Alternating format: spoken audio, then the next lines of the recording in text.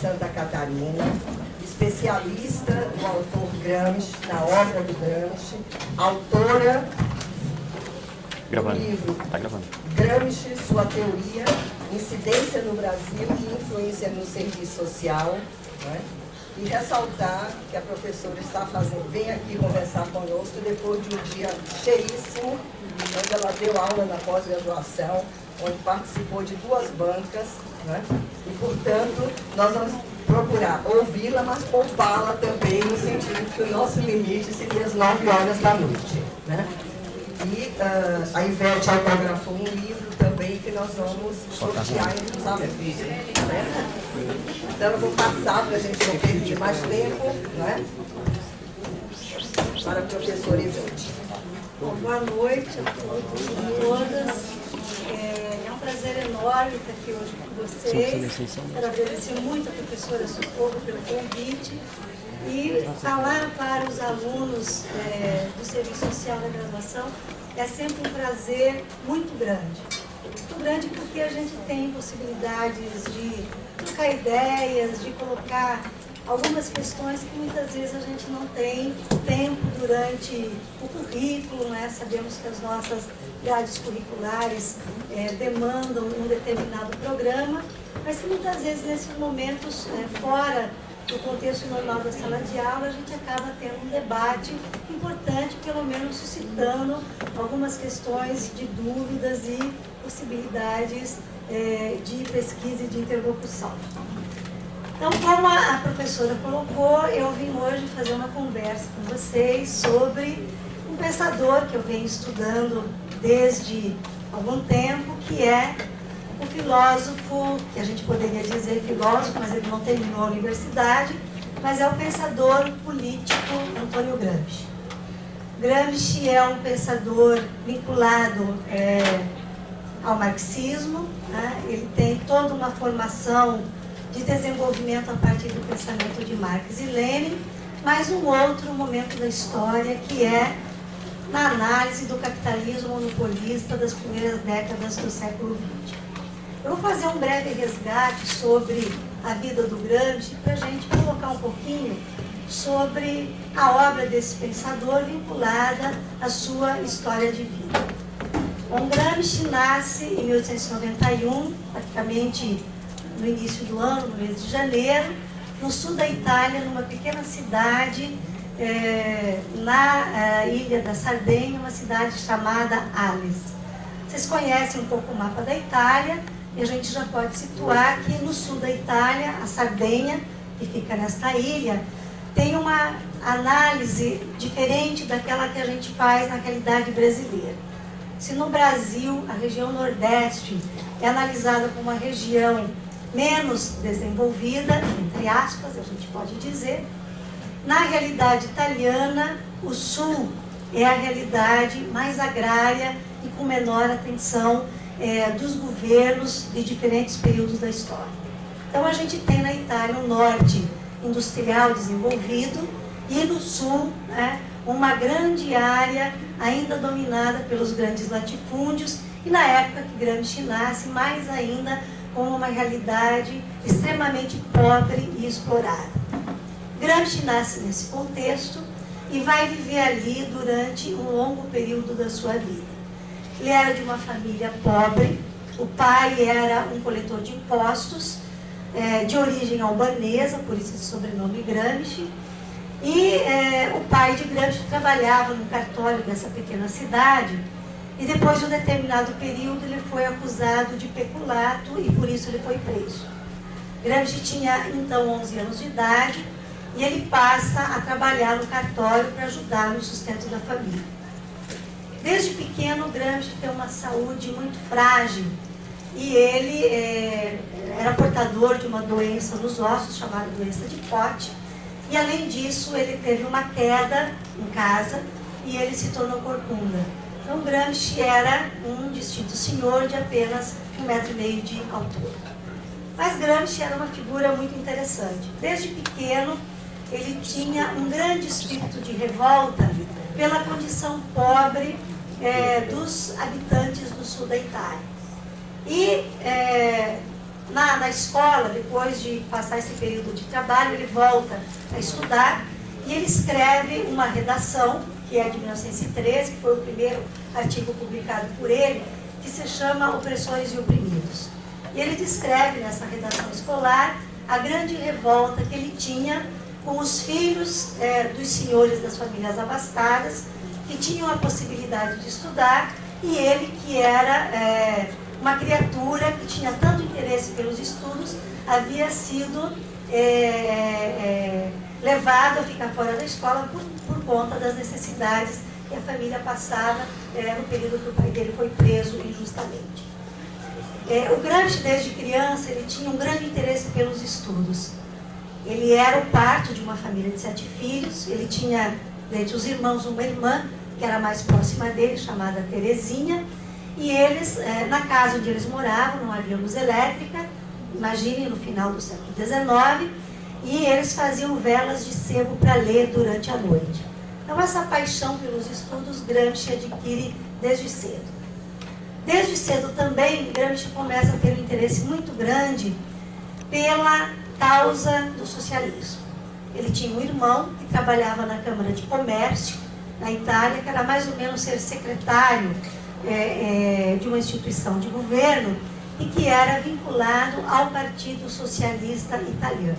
E desde esse período, ainda jovem, quando estava no 2º grau, Gramsci começa a se interessar pelas causas socialistas, principalmente pela revolta que ele tinha dos investimentos do Estado italiano em relação ao norte desenvolvido e ao sul, que vivia sempre em precárias condições.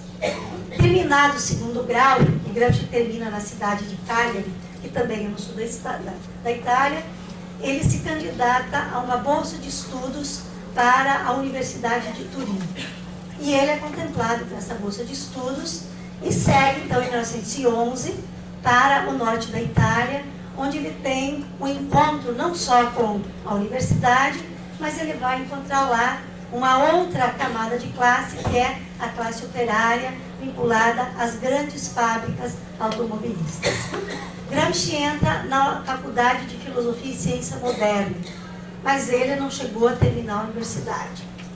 Ele tem uma saúde muito frágil, muito difícil, e ele cursa a universidade até um determinado período, mas lá, além do contato com a classe trabalhadora, ele vai conhecer vários amigos militantes do Partido Socialista, e eles começam a se dedicar a uma causa extremamente importante, que é o trabalho de organização dos trabalhadores.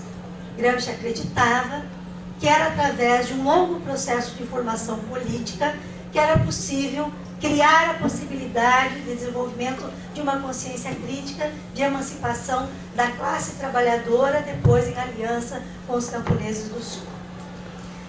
Mais ou menos por volta de 1919, Gramsci abandona a universidade e, junto com os amigos dele, eles começam a organizar o chamado Movimento dos Conselhos de Fábrica. A Revolução Russa de 1917 havia sido para Gramsci o grande exemplo e o grande norte de pensar a Revolução Socialista na Itália. A partir da experiência dos conselhos de fábrica, Gramsci se perguntava qual é o germe de soviético que pode existir na Itália comparado àquilo que ocorreu na Rússia em 1917. E ele encontrava nas fábricas de Turim já uma forma de organização dos trabalhadores, que eram as comissões internas de fábrica. E essas comissões ainda eram comissões bastante corporativas, vinculadas a sindicatos corporativos, muito mais defensores dos interesses do patronato do que dos próprios trabalhadores. Mas Gramsci e os seus amigos desenvolvem todo um trabalho junto às comissões internas de fábrica e chegam à formação dos conselhos de fábrica, que entre 1919 e 1920 irão desenvolver uma grande experiência de ocupação das fábricas de Turim. Essa foi uma experiência extremamente significativa que Gramsci tem fora da universidade. Nesse período, fora da universidade, Gramsci vai desenvolver um longo trabalho de atividade jornalística. ele trabalha em vários jornais, ajuda a fundar um jornal que se chama L'Ordine Nuovo em italiano, a Ordem Nova em português, e nesse jornal ele publica em torno de 1.700 artigos, que dariam hoje praticamente, né, uma publicação de 15 a 20 volumes, se a gente considerasse toda a publicação e a produção que ele fez nesse período. Sobre o que versavam os escritos de Gramsci nesse período? Versavam sobre as formas de construir uma cultura política que fosse a possibilidade de emancipar o trabalhador das formas de exploração da sociedade capitalista do seu tempo. Gramsci tem como horizonte a União Soviética e pensa que é o operariado do norte da Itália, numa aliança com o camponês do sul, que se apresentam como os sujeitos revolucionários que poderiam dar ao norte a possibilidade de construir a revolução socialista na Itália. Nesse período, Gramsci ainda pensa no terreno nacional. Ele tem a Rússia como o seu horizonte internacional, mas ele está pensando nas condições da Itália e no estudo que a classe trabalhadora se apresentava na Itália naquele período. Mas a experiência dos conselhos de fábrica é derrotada. É derrotada por quê? Porque Gramsci e os companheiros dele percebem que de nada adiantava pensar em tomar o poder dentro das fábricas se não se levasse em conta as forças políticas existentes no seio do Estado. Ou seja, a luta política não envolve apenas a esfera da produção, mas envolve também outras esferas que se colocam na superestrutura da sociedade. E o Estado era uma das forças existentes, aliado aos capitalistas, e que Gramsci e os seus companheiros ainda não tinham clareza dessa análise mais ampla daquilo que acontecia na Itália nesse período, um país articulado em torno de partidos bastante conservadores e, além de tudo, de uma cultura católica permeada pela religião vinda do Vaticano. Essa derrota dos conselhos de fábrica levou o Gramsci a escrever um belíssimo artigo que se chama Que Fazer? E ele perguntava, por que perdemos? O que nos levou a essa derrota? E ele respondia, perdemos porque não conhecemos a realidade italiana. Perdemos porque não soubemos fazer com que as classes aderissem ao nosso projeto. Então, a partir daí, Gramsci começa a ter um questionamento muito grande das diretrizes do Partido Socialista do qual ele participava. E ele e os amigos dele, que eram de uma corrente dentro do Partido Socialista, em 1921, se reúnem na cidade de Livorno, na Itália, e criam o Partido Comunista da Itália, o PCDI da Itália, que depois vai se tornar o PCI, Partido Comunista Italiano.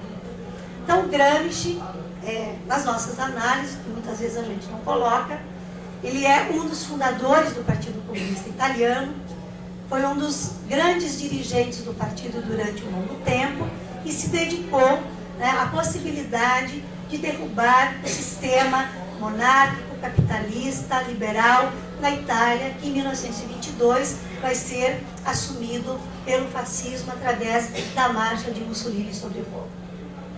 Nesse período, depois da condição do Partido Comunista, de 1921 até 1923, Gramsci vai fazer um trabalho na Rússia, junto a Lenin, e de lá ele não consegue mais voltar para a Itália. Porque em 1922 o Mussolini toma o poder e caça as imunidades parlamentares, inclusive de todos aqueles que eram militantes de partidos de esquerda. Os partidos, nessa época, se revoltam contra o regime de Mussolini e conseguem reverter a imunidade parlamentar. E Gramsci, então, da Rússia, ele vai para Viena e se torna de lá um candidato a deputado pela região do norte da Itália, que é uma região que faz divisa com a Áustria, e ele é eleito deputado pelo Partido Comunista.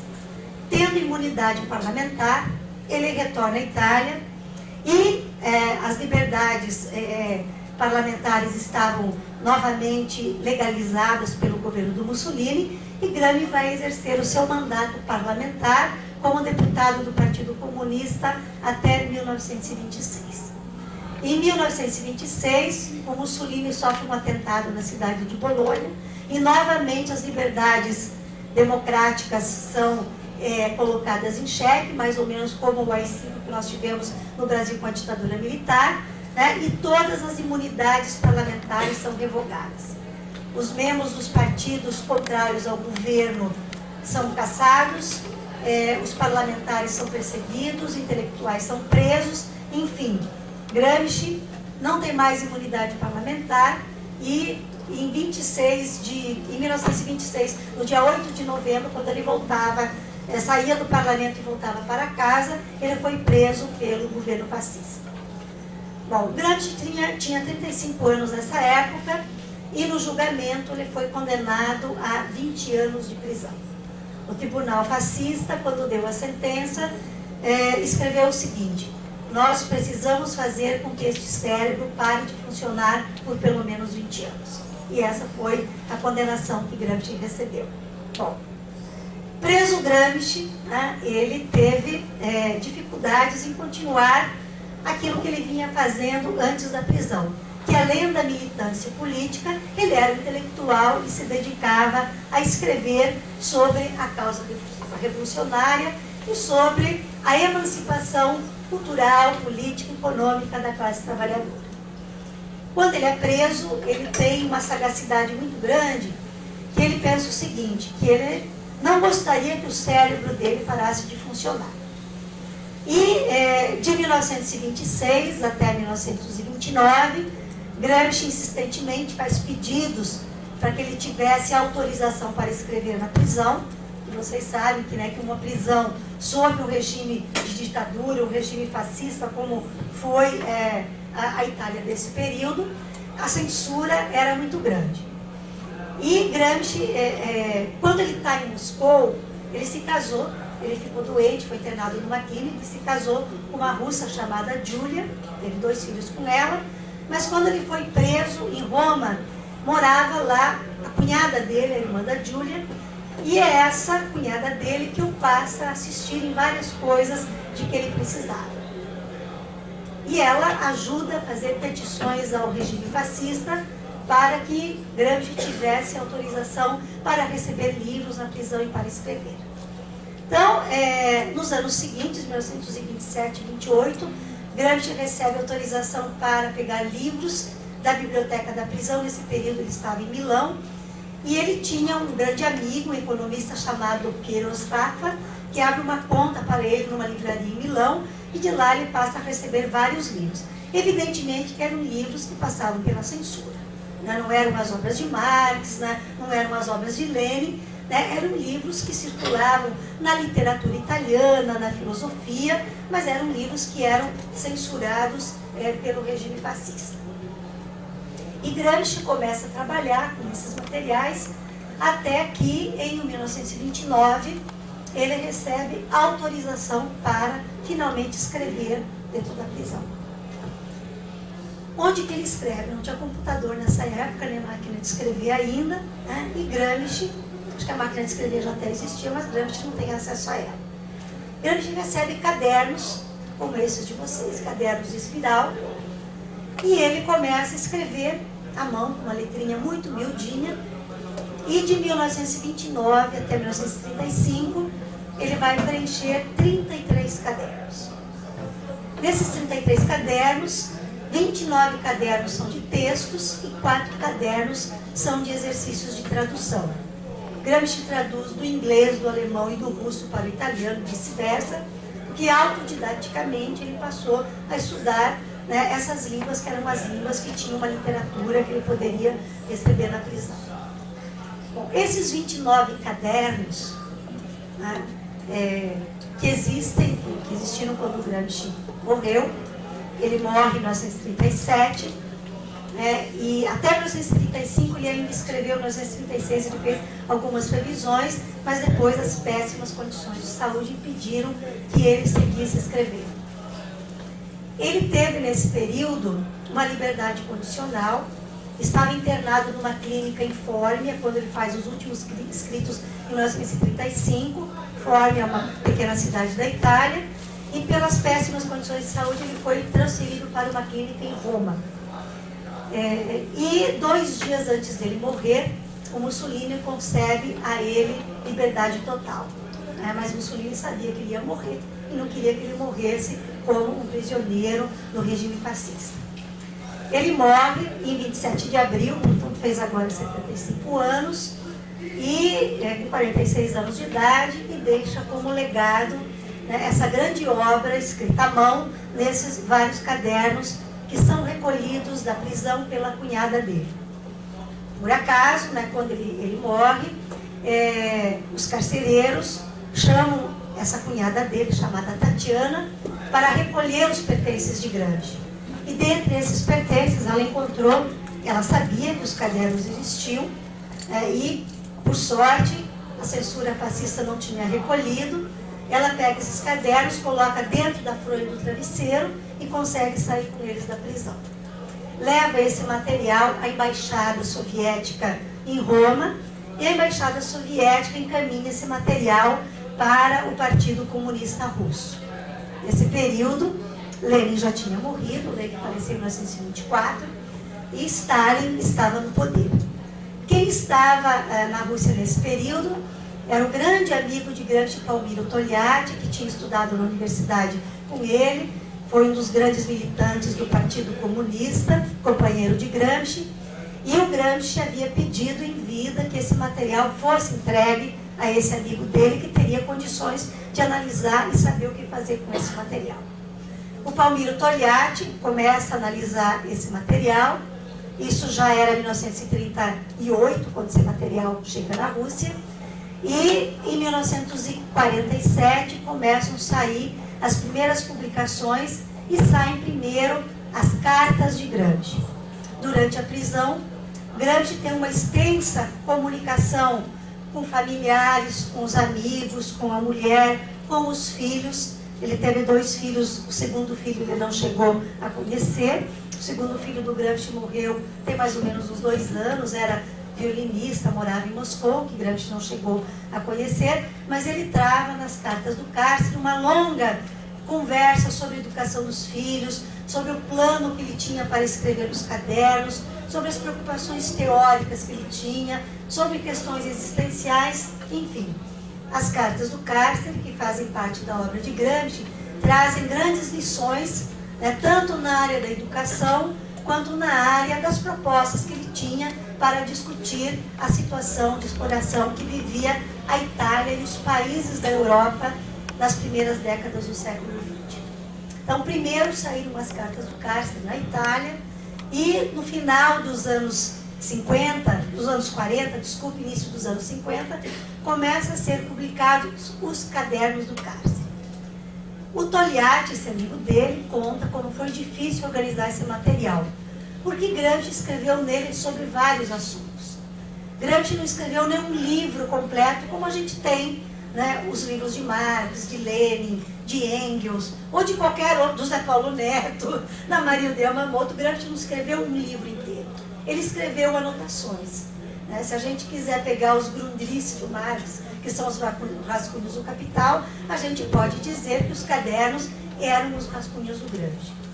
E o Palmiro Togliatti consegue identificar que Gramsci não escrevia primeiro um caderno e depois começava outro. Ele escrevia em vários cadernos ao mesmo tempo. Então ele escrevia sobre vários temas, sobre várias questões, e isso se tornava bastante difícil a organização do material. Mas o Togliatti reúne esse material e consegue agrupar por temas. E essa obra, a primeira edição dos cadernos de Gramsci, se chama edição temática, que é publicada na Itália, depois é publicada também no Brasil, e eu acho que é a edição que a maioria de vocês conhecem, que é aquela: Maquiavel, Político e o Estado Moderno, a concepção dialética da história, os intelectuais e a organização da cultura. Esses volumes foram publicados todos na realidade italiana. E depois da metade dos anos 50, começaram a ser publicados os escritos das matérias de jornal que Gramsci havia escrito antes da prisão. Gramsci tinha sempre sido contrário à publicação desses escritos da juventude, porque ele dizia que eram escritos conjunturais, que eram escritos feitos para a hora, para o dia, e que, portanto, deveriam morrer no mesmo dia. No entanto, essa vontade do Gramsci, ainda bem que não foi respeitada, porque os escritos do jovem Gramsci trazem elementos extremamente importantes, e ele tem um norte muito característico que eu trago sempre para analisar o serviço social, porque a preocupação dele era com a mobilização e a organização das classes subalternas, né? Esse era o mote que ele seguia, desde os escritos juvenis, persegue isso depois nos cadernos do cárcere. Bom, essa obra de Gramsci hoje é publicada em mais de 30 línguas. Eu diria que no campo do marxismo, no século XX, é uma das obras que mais vem sendo editadas, né, e é socializada no mundo todo por pensadores que buscam entender quais são as determinações do capitalismo, do Estado, da sociedade, através dos seus desmembramentos na realidade do século XX e do século XXI. O que Gramsci escreve nos cadernos do cárcere? Nos cadernos, Gramsci vai se dedicar a vários temas.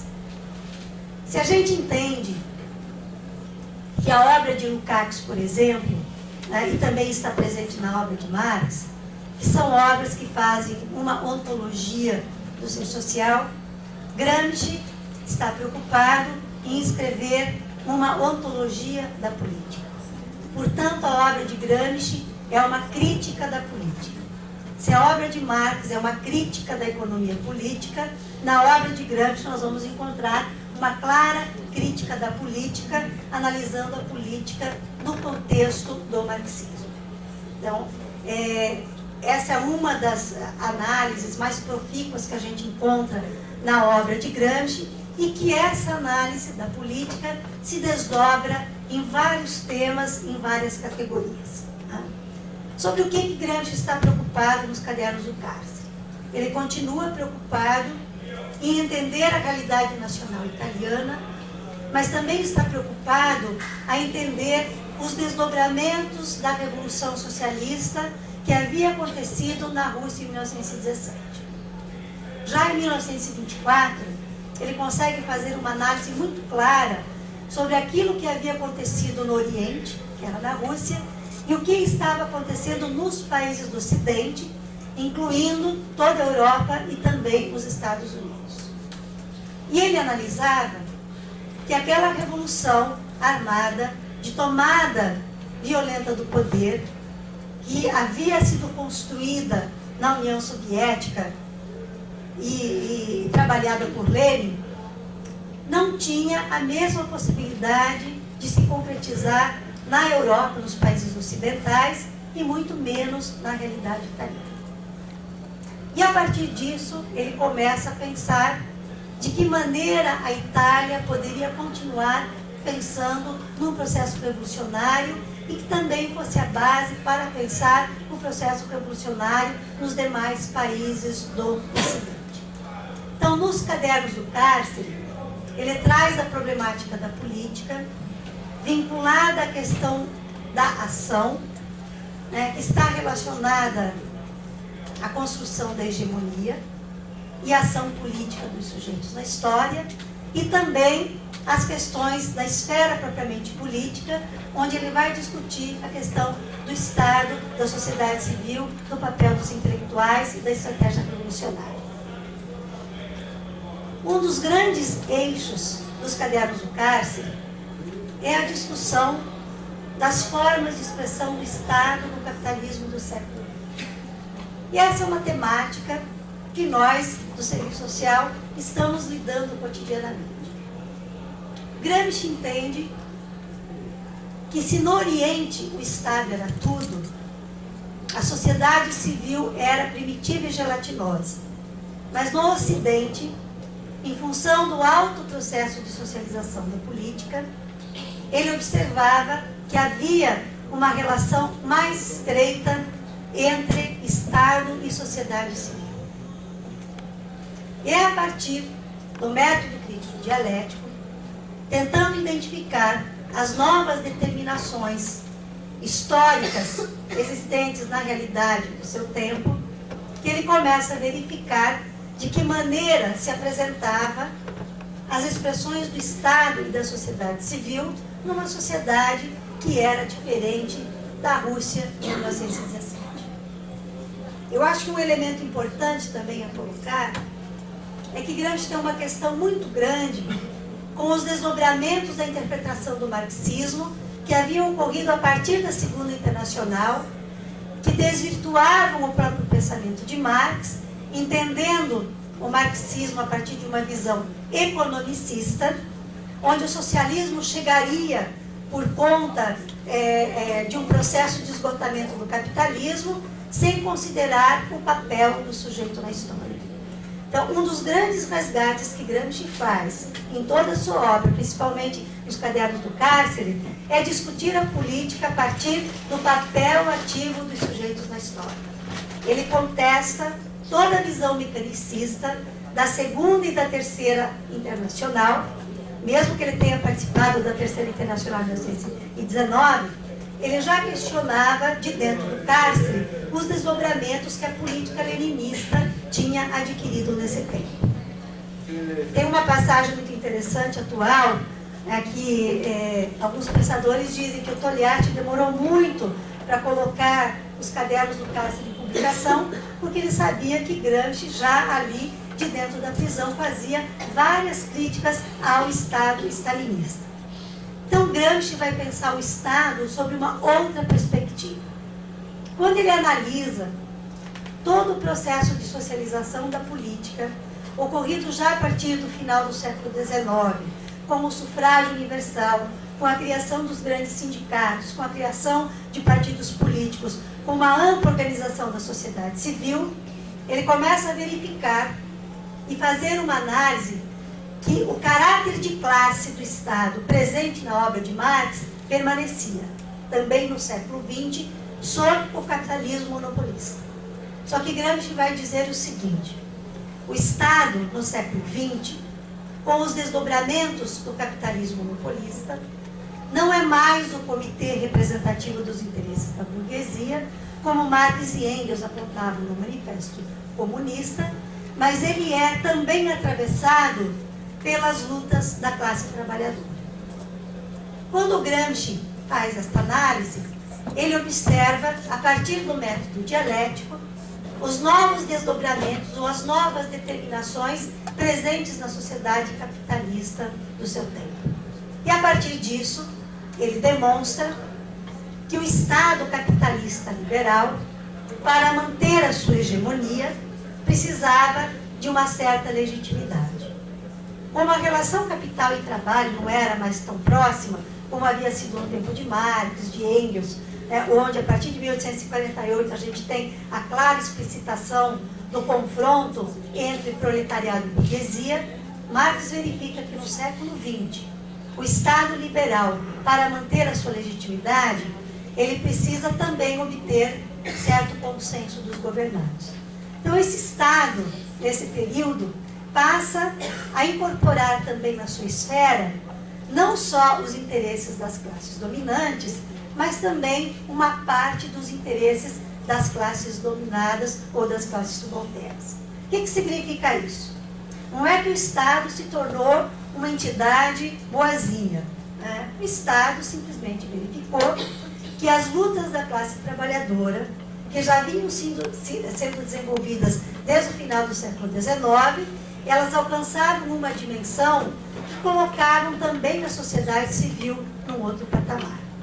Então, vejam bem, se o Estado para Marx é um Estado de classe, e para Gramsci também é um Estado de classe, mas se para Marx o Estado era o representante dos interesses de uma única classe, Gramsci vai dizer que o Estado no século XX se ampliou. Se ampliou porque ele passa a incorporar também demandas provenientes da luta e da organização dos trabalhadores. Então, essa perspectiva traz uma novidade na interpretação do caráter de classe do Estado, mas agora atravessado também pelos interesses de uma outra classe social, advinda da sua organização e das suas lutas ao longo do tempo. Mas Gramsci vai também trazer um conceito de sociedade civil que é diferente do conceito de Marx.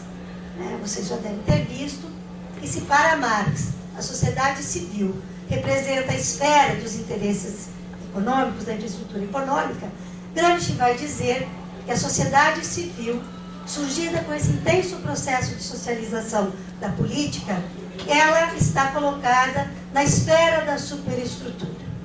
Aí a gente precisa prestar bastante atenção. A sociedade civil para Gramsci, que é representada por aquilo que ele chama de aparelhos privados de hegemonia, é composta pelas diferentes instituições. Ou seja, há uma materialidade sócio-institucional da sociedade civil através do quê? Dos sindicatos, dos partidos políticos, dos movimentos sociais, das associações de trabalhadores, de instituições como a escola, a igreja, as formas de organização da cultura, como os jornais, as editoras. E hoje, se a gente quiser colocar, com grande intensidade, a evolução dos meios de comunicação através da internet e da televisão, por exemplo. A Rede Globo é a maior formadora de hegemonias que a gente tem na realidade brasileira. Então, Gramsci, ao deslocar essa expressão material da sociedade civil para este campo sócio-institucional, que para ele está colocado na esfera da superestrutura, não se coloca aqui num campo idealista. Porque os marxistas mais ortodoxos acusam Gramsci de ser um idealista, porque ele, nessa elaboração do conceito de sociedade civil, teria deslocado a base material da sociedade. Mas não se trata disso. Em toda a obra de Gramsci, há uma clara relação de unidade dialética entre a esfera da estrutura material da sociedade e a esfera da superestrutura, ou seja, das ideias, dos modos de pensar, das ideologias e das expressões jurídico-políticas. Para isso, Gramsci é fiel ao pensamento de Marx, quando ele toma o prefácio de 1859 da Crítica da Economia Política, onde Marx coloca que, ao lado da infraestrutura econômica da sociedade, se desenvolve uma superestrutura jurídica e política que também está presente na determinação das relações sociais. Ou seja, o conceito de sociedade civil para Gramsci não deixa de lado a base ontológica primária do ser social, que é a base material da sociedade. Mas Gramsci percebe que no século XX, não só a base material estava presente na forma de organização da sociedade, mas, acima de tudo, as formas ideológicas e os modos de pensar. Ele analisava como a igreja, a escola, a universidade, os jornais, todos os partidos políticos, os sindicatos, eram formas de organização da sociedade civil e também do repasse de ideologias. Ele usa esse termo, aparelhos privados de hegemonia, não no sentido privatista, mas para distingui-los de uma outra esfera que também está presente no Estado, que é a sociedade política. O conceito de Estado em Gramsci, então, ele é composto por duas esferas, e nos cadernos ele até usa essa fórmula. Estado é igual a sociedade política mais sociedade civil. O que ele quer dizer com isso? Que o Estado se ampliou. O Estado não é apenas o comitê representante dos interesses de uma classe, mas ele é composto na sua esfera, tanto pelos aparelhos coercitivos, que é a sociedade política, a materialidade da sociedade política é composta pela burocracia, pelas forças armadas, pelos aparelhos governamentais, ou seja, por todas aquelas formas coercitivas que a sociedade política, o Estado, estrito sensu, tenta utilizar nos momentos em que ele precisa exercer a sua dominação. Mas faz parte do Estado também essa esfera da sociedade civil que busca superar os elementos coercitivos da sociedade política e fazer com que o Estado se torne cada vez mais amplo e mais integral. Então, o que eu gostaria de dizer para vocês é que esse conceito de Estado ampliado em Gramsci é um conceito de Estado dentro do capitalismo. Não é o Estado socialista, mas é um Estado que, dentro do próprio capitalismo, amplia a sua esfera, contemplando os interesses advindos da luta dos trabalhadores. Um bom exemplo de Estado ampliado é o welfare state, né, porque foi o modelo de Estado que mais ampliou e mais inseriu na sua órbita os interesses dos próprios trabalhadores. Nós poderíamos dizer que no Brasil, né, desde Getúlio Vargas, a gente tem formas de ampliação do Estado, quando o Estado insere na sua esfera várias demandas e vários interesses da classe trabalhadora. Quanto mais o Estado se amplia, dirá Gramsci, mais ele terá possibilidades de se tornar um Estado que deixa de lado os meios coercitivos, ou seja, a sociedade política, e essa sociedade política consegue ser absorvida pela sociedade civil. Uma outra característica importante do conceito de sociedade civil em Gramsci, que dentro dela nós temos interesses das várias classes sociais. A sociedade civil não é a esfera benéfica e o Estado é a esfera do mal. Para Gramsci, a sociedade civil é um espaço de luta de classes. É um espaço onde nós temos diferentes projetos e interesses em disputa pela hegemonia.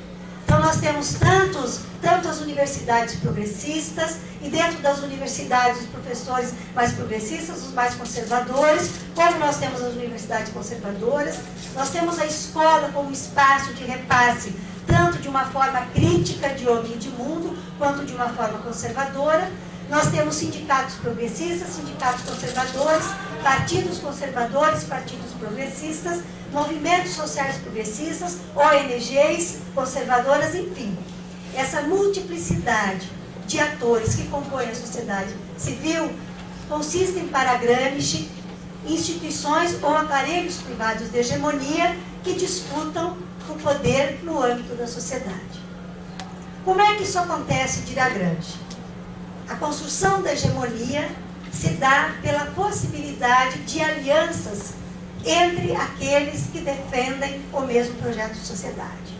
Então, a análise da sociedade civil remete também à concepção de hegemonia. Hegemonia não é a busca de um consenso passivo, de uma congregação de vontades diversificadas. Hegemonia, para Gramsci, é a construção de um consenso ativo, conflitivo, entre aqueles que defendem o mesmo projeto de sociedade. Então, essa é uma característica importante, porque a gente pode trazer o conceito de sociedade civil gramsciano para analisar a forma multifacetária com que a sociedade civil é trabalhada na realidade contemporânea. Em Gramsci, não há a deseconomização da sociedade civil. Não é uma sociedade civil que atua de costas para o Estado, mas é uma sociedade civil que busca empurrar gradativamente as barreiras coercitivas do Estado com o intuito de construir uma contra-hegemonia e daí então partir para a construção do Estado ético integral, que seria o Estado socialista. Como é que isso vai acontecer, dirá Gramsci? Gramsci vai trazer, dentro dessa perspectiva, um outro conceito de revolução, que também é diferente do conceito de revolução presente na obra de Marx, de Engels e de Lenin. Gramsci vai dizer que a revolução como um assalto ao poder não é mais possível nas sociedades em que apresentam um grande desenvolvimento do Estado e um grande desenvolvimento da sociedade civil. A correlação de forças é muito diversificada e a revolução tem muita dificuldade de se constituir como um assalto ao poder ou uma revolução através da forma da guerra civil. Gramsci vai elaborar, então, outro conceito, que é o conceito de guerra de posição, que é a revolução construída enquanto processo. Gramsci irá dizer que é a partir da sociedade civil, pelo embate de forças sociais, pela construção de uma contra-hegemonia, que os sujeitos sociais, coletivos, constroem as suas lutas para seguir processualmente ao caminho da revolução socialista.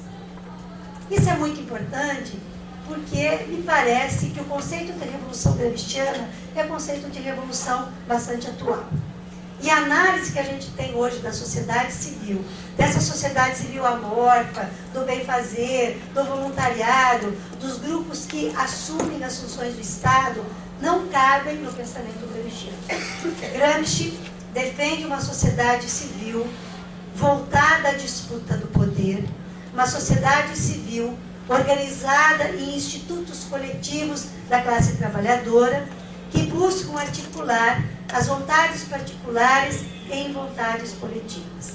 Hoje, a gente tem uma grande permeação de instituições, de interesses, que estão totalmente difusos no âmbito da sociedade. Gramsci não está preocupado com a defesa de interesses particulares, como hoje a gente tem na sociedade contemporânea. Os interesses hoje existem, mas eles não têm uma possibilidade de articulação coletiva. E Gramsci vai dizer que quem desempenha um grande papel na articulação dessas vontades singulares e vontades coletivas é o partido político e os intelectuais. O partido político, entendido como grande intelectual coletivo, que na realidade contemporânea tem perdido o seu papel de contato com as massas num processo de despolitização da política, onde a política se torna meramente a eleição de representantes e que são totalmente desconsiderados por aqueles que os elegeram. Então, recuperar os espaços de organização coletiva no campo da sociedade civil e utilizar os aparelhos privados de hegemonia para repassar a cultura da classe trabalhadora e uma cultura voltada à superação das formas de exploração e desigualdade presentes na sociedade capitalista, foi aquilo que Gramsci perseguiu nas primeiras décadas do século XX, que me parece de grande atualidade para a gente pensar a realidade contemporânea. Ampliar o Estado para nós, as redes sociais, é lutar também pela ampliação de direitos. Isso não se esgota na proposta socialista de Gramsci. A emancipação política, que é a conquista de direitos sociais e da cidadania, é um dos momentos da guerra de posição que pode contribuir para a preparação dos sujeitos sociais a chegar um dia a um outro projeto de sociedade, a uma sociedade com plena igualdade e emancipação dos sujeitos sociais. Esse era o projeto que Gramsci perseguiu. Então, a sociedade civil, para ele, é um espaço de luta de classe. Não é um espaço de interesses homogêneos, indiferenciados, mas é um espaço de luta e de construção de um outro tipo de poder e de um outro tipo de sociedade. Se isso é verdade, Gramsci nos convida a uma grande tarefa, que é uma tarefa de a gente acreditar na possibilidade de que um outro modo de vida é possível entre os seres humanos e entre os sujeitos sociais. E aí eu remeto aqui para finalizar um belíssimo artigo, aliás, 2 artigos que ele tem nos escritos juvenis, um de 1916 e um de 1917, onde no primeiro o Gramsci diz assim: odeio os indiferentes. Viver é tomar partido. E o outro que ele chama intolerância, tolerância, intolerância, intransigência. E ele diz: eu convoco a todos aqueles para pensar que nós temos que ser intolerantes com esse tipo de sociedade que a gente vive. Intolerantes com uma sociedade que cada vez deixa as pessoas em condições mais desumanas, enquanto outros sobrevivem com a acumulação da riqueza socialmente produzida. Então, ser indiferentes hoje não nos leva à construção de nada. Por isso, viver é tomar partido. E eu acho que é isso que o curso de serviço social hoje tem procurado fazer na nossa formação profissional. É isso.